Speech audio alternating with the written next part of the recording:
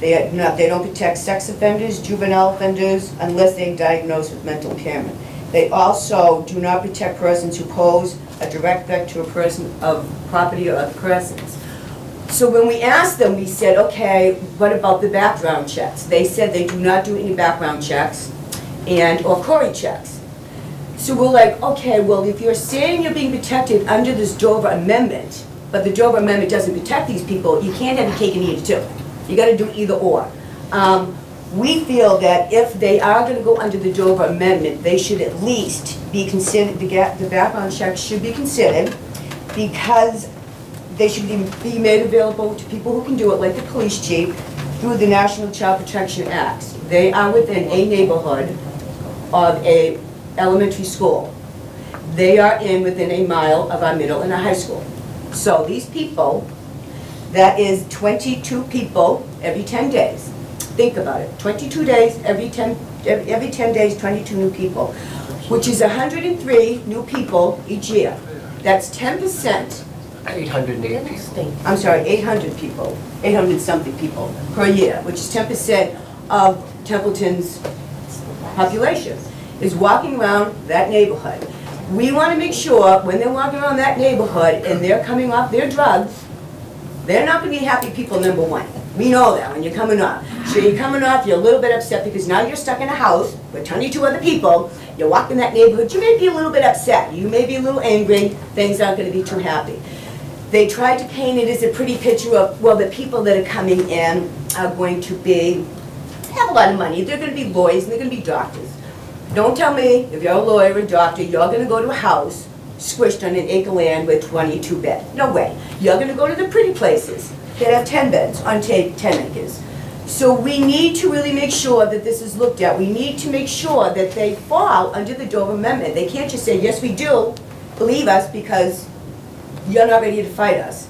And if not, I really think that we should also look at their siting. We think that the siting of this is just way too monstrous to put in this 1 acre lot with a huge, but not a huge subdivision, So we're hoping that we get you guys to kind of look at this, get involved with it.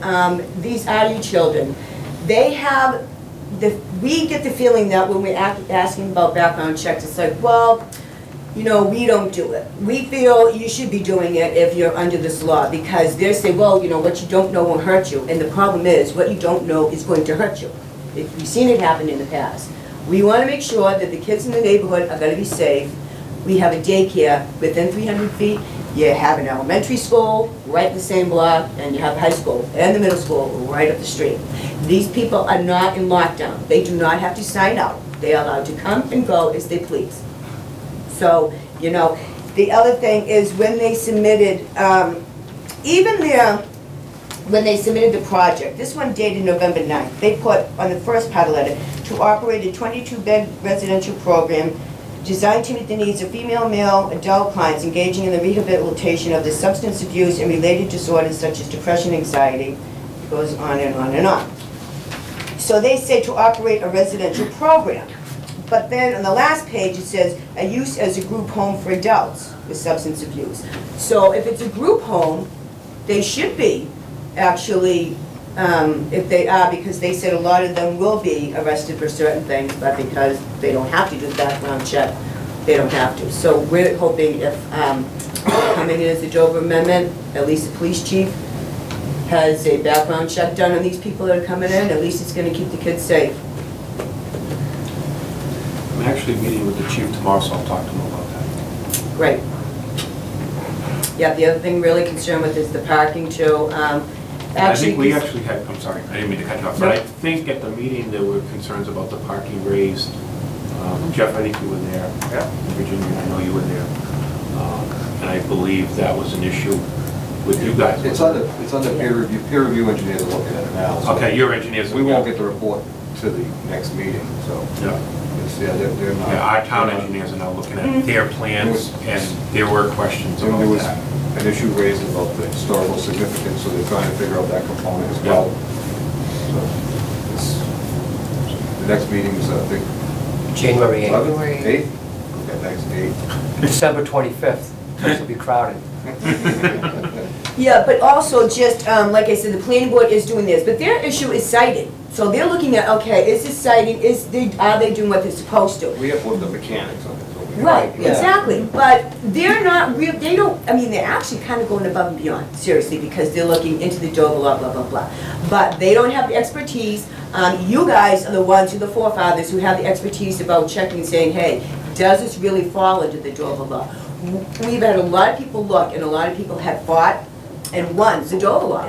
You know, we have a lot of people saying, oh gee, no, you can't win. They have money, that's it. We're not even gonna get any taxes out of them. I know they're gonna do in lieu of, but we're not having taxes taken out of them that they're even paying. So it's, you know, and I just hate a lot of people saying, gee, you know, it's just going to be the housing for these people, and that's not it. That's not the case, because we would be all for it saying, yeah.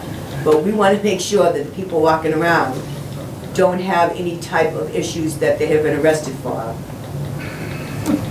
So, needs to be definitely looked at through our attorneys within town.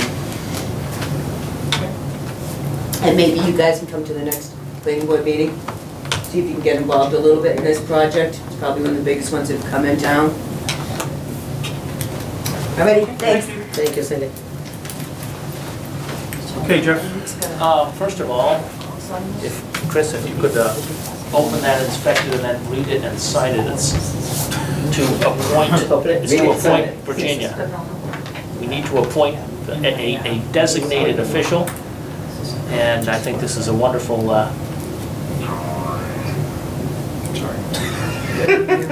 Beans for supper. Do you want me to read it? Yeah, why don't you read it out? Okay. This is to Mass Municipal Association of Boston regarding the town of Templeton's representative to the Mass Municipal Association 34th Annual Meeting being held in Boston, January 26, 2013. To the MMA Credentials Committee, as Chairman of the Town Board of Selectmen, I hereby designate Selectman Virginia Wilder as our duly appointed voting representative to the 34th MMA Annual Meeting on January 26th.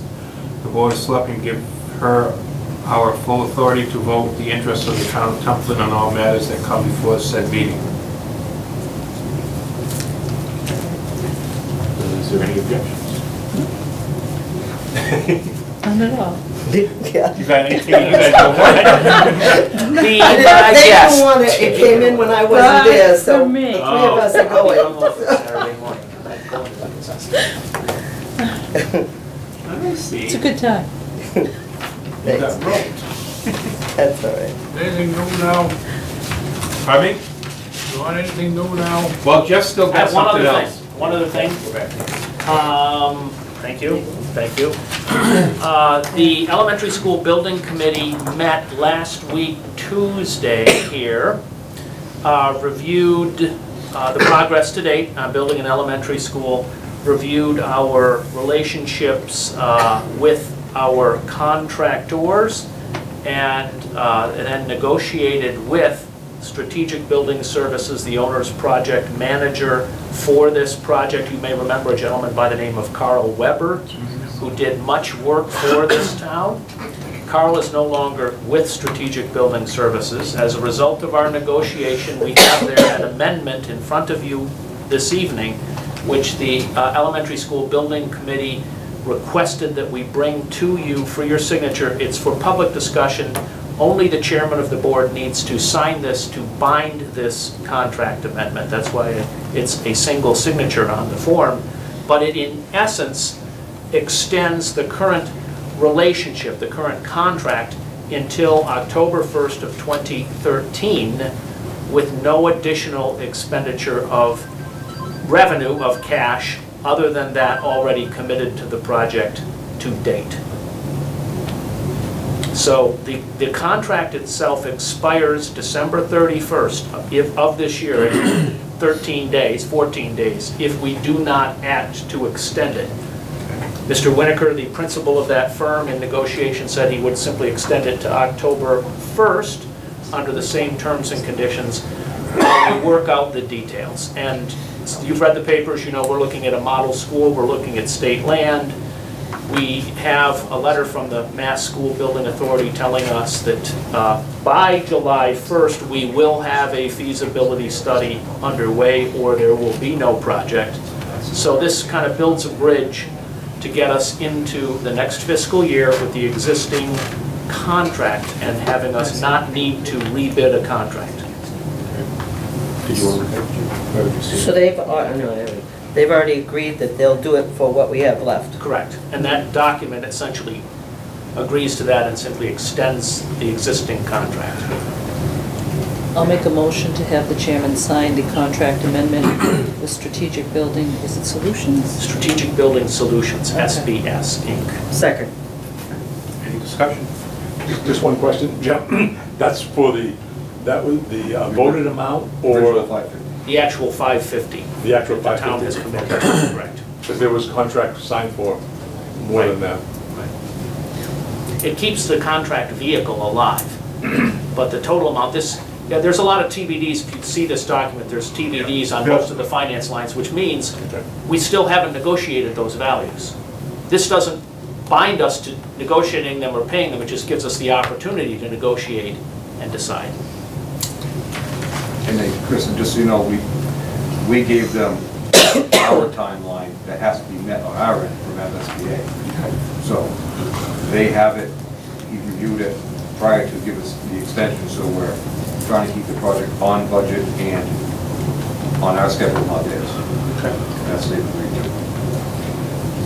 Any other questions? Yes? No, I'm not gonna say. Oh, okay. All right, so we've had a motion made and seconded to extend this contract and have you sign it. Pat? Yes. Virginia? Yes. And Julie? Yes. Anything else? Okay, Peter? Isn't there time to have a course on harassment in it? Every time we used to have to have a course for harassment, every employee, new employee used to have to take a course, you used to have sign a paper. You have a lot of new employees, a lot of new people sitting up there who've never taken a course on that harassment, have you? You should have to sign it. Well, I'm not saying who, we're taking it. There's a lot of people in town, new employees that haven't signed it. Right? They haven't signed it? They haven't did it, right. You gotta have a, you should have Fine a. idea. In fact, funny you should bring that up, Pete. I had a discussion with the fire chief last week about this, and certainly it's a worthy topic, and we're on it. I'd like to sponsor that We used to training. have a Yeah. person come from Boston, a lawyer did it for us. Exactly right. I said he was on his board at the time. There may be an expense to the town, but it's not a huge expense. You pay them $100 to come Yeah, in for they the come and day. tell you what It's you gotta- mandatory. You have to schedule it so that everybody can take the day out to come probably here. But it's, I think it's a great idea, and I think we should do it. Of course. Plus bullying and everything. You gotta sign the paper. Just simple. Somebody pushing you around? It's every 2 years. Not I me, think it's in state- town, somebody else is pushing people around, you should know that yourself, you got blind eyes. All right, all You don't wear Right, blinders. Pete. You don't wear I blinders. think state law says every 2 years. you That's should right. conduct this Okay. training, so, and it hasn't been done in a while, so it's All right. Anything else? Anybody have anything else? Do we want Lou to talk about East Templeton? Or do we want to wait till January? I'll let you decide whether you want to update. Just so, one step, the last time I was here, we said we expended $100 to end up making sure that the roof in East Templeton didn't leak. Yeah. Before we got to actually do it, we ended up having a leak and we lost about 5 or 6 tiles in one of the rooms. Since then, last Thursday, there's been a top put on, and all the material that we had, we ended up cleaning and actually gluing down all around the stack pipes, and also where the rubber roof failed in towards the front of the building. So that has been taken care of. So effectively, that should, and I say should because we don't know if there's going to be any other leaks, take care of any leaks as far as the flat roof goes. We're still in the process of getting some bids, as well, not actually bids, but estimates as to what it will cost before we go to the CPC board. One of the things that CPC has just given us is the actual application. And one of the things I noted on the application, they request that boards such as the historical board, will end up in an issue. I believe you have a letter from them finally that states it is culturally significant, and it does fall so that we can get the money from CPC. But he indicated that it would be probably a good idea for the select board to end up voting or issuing a letter also in support of getting the CPC funds, if that's what you would like to do, go ahead. We'll probably do that tomorrow evening as far as the advisory board, since we pushed for that already initially, and we suggested that in a number of ways to pay for that. Okay. So I'm kind of just throwing that out to you right now, as to decide if you want to end up doing that. It would help when we end up putting the application in.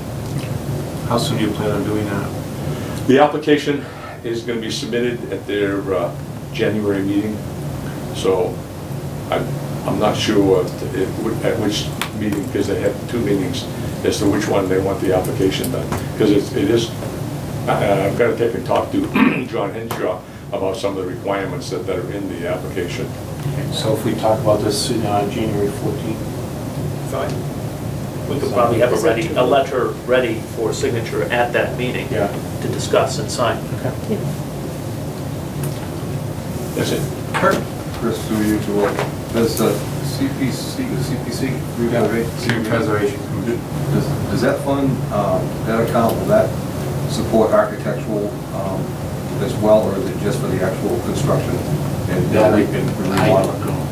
Is there a component for architect as well in that? And anybody know, as far as expenses goes? Can you pay for an architect out of that fund? You'd have to ask John. But we're not really looking at changing the building at all. It's basically things that have not been taken care of maintenance-wise, the roof, the boiler, which has been let go. And we knew it was failing. The school committee actually knew it was failing, or there was a report put out in 2003 that said that the useful life of that boiler was already done. And in 2006, they did have a quote for that boiler to replace it. I think I know where you're going. You brought this up at the last meeting about the architect would be responsible for, you know, basically it prevents a lot of extras going through. Because with all the greatest intentions, the architect's going to spec the window, spec the opening, what they have to work with, how he wants it. You know, they bring it, they help you massage the bid and your contractors through. Because last thing we want to do was open up that can of worms and just have everybody crying foul, and I didn't know that, I didn't see it, I didn't know it was in the wall, I didn't know it was underneath the roof. And then it would just it could just go crazy on extras, because the law's on their side when it comes to it, and a lot of contractors actually bid low and just hope for extras, and so the less prepared we are with specs, the more financial damage it's going to do. There is minimum specs that all of them are meeting, as far as for window replacement, insulation, and also as far as the roof. We did come up with a spec.